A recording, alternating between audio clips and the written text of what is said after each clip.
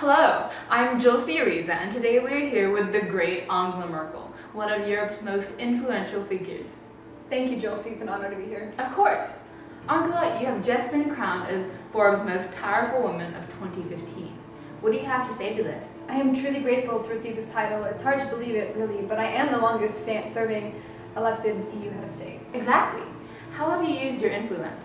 Well, I have fought off a national recession during global economic crisis using stimulus packages and government subsidies.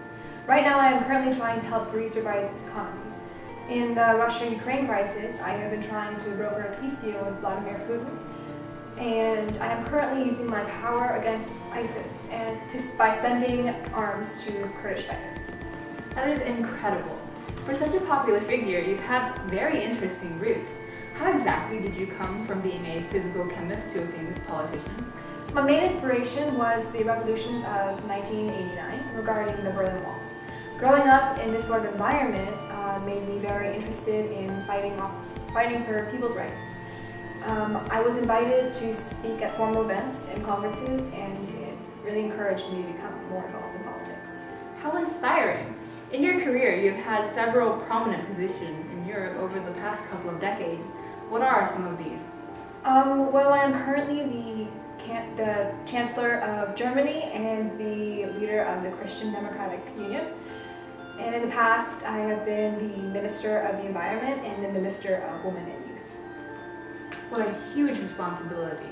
What about your current goals for the future? What are you working on right now? Right now, our priority is to promote growth, provide more jobs, and stabilize the economy. These are essential for a powerful nation, and they are all aspects that are connected. As we create more jobs and employ more people, the economy will be on a fast track to growth. As head of the EU, I am focusing on making our countries more competitive in the global economy to strengthen the EU and ensure a prominent position in our future. But what about the roles of other countries who are not in the EU? Do they get a say? Of course, we have to figure out how to incorporate these countries and their desires. Even though they are not part of the Union, they are important parts of Europe's economy. I am especially willing to work with the UK in order to achieve this goal. How are you planning on achieving these goals? I believe that there are no problems, but rather tasks that need to be resolved using the scientific method of imagining every possible outcome. Take small steps, explain very little. For me, it is always important that I go through all the possible options for a decision. I see. And with your techniques, how are you planning to deal with the threat of terrorism? Well, I see terrorism as a challenge to the entire world, not just the USA. The battle against it is in Germany's interest. Jihadists threaten our security here as well. That is why we take up responsibility, together with our partners and allies. Right now, the German military is involved in 17 different international missions. Interesting.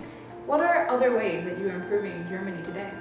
I have maneuvered the Euro crisis in Germany's advantage, demanding and exchange structural reforms of the South, Greece, Portugal, Spain, Italy, and Ireland. I believe it has paid off. The German economy seems to be roaring. My ultimate goal is for Germany to have a balanced budget for the first time since 1969. I said that in 2013, and I'm not going to back down from that pledge. I refuse to go into deficit spending to stimulate the German economy. All right. Well, unfortunately, that is all the time we have left here for today. I'd like to thank you again, Angela, for coming here and taking your time to participate on the show. And I hope that you'll talk to us again next year and come